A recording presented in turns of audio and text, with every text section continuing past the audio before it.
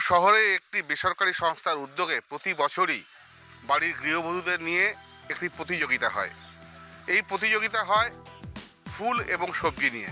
দুর্গাপুরের এই বেসরকারি কারখানার এই আবাসন এলাকায় প্রায় 50টি আবাসন রয়েছে এবং এখানকার যারা গৃহবধূ তারা বাড়ির কাজকর্মের পরে যে অবশিষ্ট সময় থাকে সেই সময় তারা বাড়ির সামনে বিভিন্ন ধরনের ফুলের গাছ এবং সবজির চাষ করেন এবং তাদেরকে উৎসাহ দিতে প্রতি বছর শীতকালে এই সংস্থার তরফ থেকে একটি প্রতিযোগিতার আয়োজন করা হয় এবং এই প্রতিযোগিতায় মহিলারা সকলে অংশগ্রহণ করেন এবং যারা সবথেকে ভালো বিভিন্ন ধরনের ফুল গাছ এবং বিভিন্ন ধরনের সবজি চাষ করেছেন তাদেরকে এই যে প্রতিযোগিতা সেই প্রতিযোগিতায় তাদেরকে নির্বাচিত করা হয় এবং সেখান থেকে প্রথম দ্বিতীয় তৃতীয় করা হয়।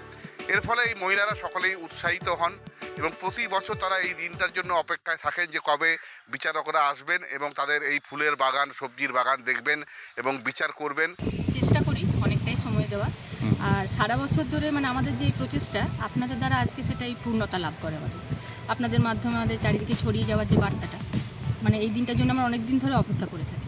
সারা বছর ধরেই আমাদের এখানে এই বাগানটা হয়ে থাকে, সামনের দিকে ফুল আর পেছনে হচ্ছে সবজি। এটা বলতে পারেন একটা ফেসিলিটেশন তাদেরকে আরও এগিয়ে যাওয়ার জন্য এবং একটা সবুজায়নের বার্তা পুরো সমাজকে দেওয়ার। এটাই তো প্রেইজ ওয়ার্দি, এটাই তো ওনাদেরকে গর্বের বিষয় আমাদের, যে আমাদের গৃহবধূরা তারা ঘরের সমস্ত কাজকর্ম, সাংসারিক কাজকর্ম, ছেলে মেয়ে মানুষ করা, স্কুলে পাঠানো, সব কিছু করার পরেও এই যে এনার্জি, এনথুজিয়াজম যেটা থাকে, এটা সবার মধ্যে থাকে না। যার জন্য এদেরকে আমাদের প্রচণ্ড ভালো লাগে এবং ওনাদেরকে আমরা উৎসাহ দেবার জন্য প্রত্যেক বছরই আসি এবং আরও ওনাদেরকে আমরা উৎসাহিত করতে চেষ্টা করি যাতে ফার্দার ওনারা আবার এর থেকে বেশি ইমপ্রুভমেন্ট করার চেষ্টা করেন। আমার শহর দুর্গাপুর থেকে সঞ্জীব সুই, কলকাতা টিভি।